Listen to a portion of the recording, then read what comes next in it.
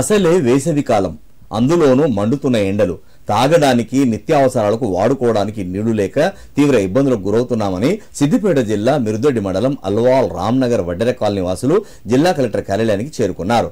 తమకు త్రాగునీటి వసతి కల్పించేలా ప్రభుత్వం చర్యలు తీసుకోవాలని ప్రజావాణిలో జిల్లా కలెక్టర్కు వినతి పత్రాన్ని అందజేశారు. అనంతరం వారు మీడియాతో మాట్లాడుతూ గ్రామంలో ప్రభుత్వ బోర్బావి ద్వారా అందించే నీళ్లు రాకుండా తమ గ్రామానికి చెందిన ఓ వ్యక్తి అడ్డుకుంటున్నాడని వాపోయారు. ఈ విషయంపై తనను అడిగేందుకు వెళ్లిన వారిపై కేసులు పెడుతూ ఇబ్బందులు గురి చేస్తున్నాడని వినతి పత్రంలో పేర్కొన్నట్టు తెలిపారు. సంబంధిత అధికారులు స్పందించి వెంటనే గ్రామంలో విచారణ జరిపి కాలనీ వాసులకు మంచినీరు అందించేలా చర్యలు తీసుకోవాలన్నారు. బోరు గవర్నమెంట్ వేసిన బోరు ఉన్నది. ఆ మిషన్ ప్యాకెట్ నీళ్ళు సాపు వస్తలేవు.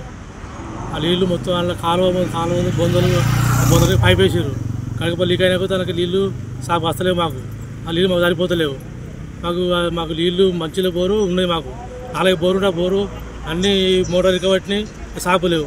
ఒక బోరు సాపు ఉన్నది.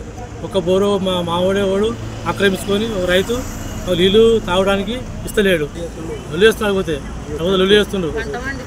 మా పొలం వచ్చి వాళ్ళు వారించుకుంటారు. మాకు గొడవ అయింది, కేసు అయింది. ఇవన్నీ జరిగిన విషయాలు జరిగినాయి.